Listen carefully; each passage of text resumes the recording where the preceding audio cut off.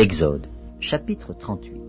Il fit l'autel des holocaustes de bois d'acacia. Sa longueur était de 5 coudées et sa largeur de 5 coudées. Il était carré et sa hauteur était de 3 coudées. Il fit aux 4 coins des cornes qui sortaient de l'autel et il les couvrit d'airain. Il fit tous les ustensiles de l'autel, les cendriers, les pelles, les bassins, les fourchettes et les brasiers. Il fit d'airain tous ses ustensiles. Il fit pour l'autel une grille d'airain en forme de treillis qu'il plaça au-dessous du rebord de l'autel, à partir du bas jusqu'à la moitié de la hauteur de l'autel. Il fondit 4 anneaux qu'il mit aux 4 coins de la grille d'airain pour recevoir les barres. Il fit les barres de bois d'acacia et les couvrit d'airain. Il passa dans les anneaux, aux côtés de l'autel, les barres qui servaient à le porter. Il le fit creux avec des planches. Il fit la cuve d'airain avec sa base d'airain en employant les miroirs des femmes qui s'assemblaient à l'entrée de la tente d'assignation. Il fit le parvis. Du côté du midi, il y avait, pour former le parvis, des toiles de fin lin retors, sur une longueur de 100 coudées, avec 20 colonnes posant sur 20 bases d'airain.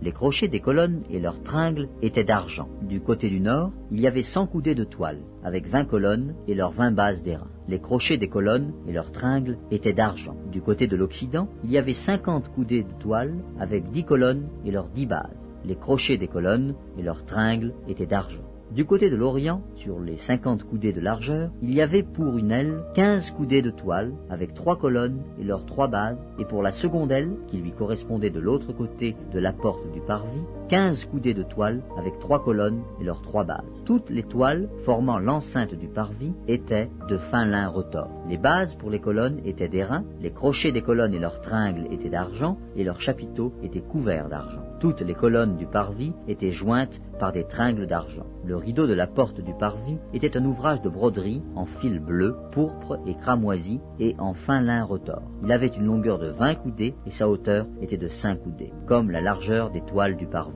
Ces 4 colonnes et leurs 4 bases étaient d'airain. Les crochets et leurs tringles étaient d'argent et leurs chapiteaux étaient couverts d'argent. Tous les pieux de l'enceinte du tabernacle et du parvis étaient d'airain. Voici les comptes du tabernacle d'assignation, révisé, d'après l'ordre de Moïse, par les soins des Lévites, sous la direction d'Ithamar, fils du sacrificateur Aaron. Betsaléel, fils d'Uri, fils de Hur, de la tribu de Juda, fit tout ce que l'Éternel avait ordonné à Moïse. Il eut pour aide Oholiab, fils d'Aïsamak, de la tribu de Dan, habile à graver, à inventer et à broder sur les étoffes teintes en bleu, en pourpre, en cramoisi et sur le fin lin. Le total de l'or employé à l'œuvre pour tous les travaux du sanctuaire, or qui fut le produit des offrandes, montait à 29 talents et 730 cycles, selon le cycle du sanctuaire. L'argent de ceux de l'assemblée, dont on fit le dénombrement, montait à 100 talents et 1775 cycles, selon le cycle du sanctuaire. C'était un demi-cycle par tête,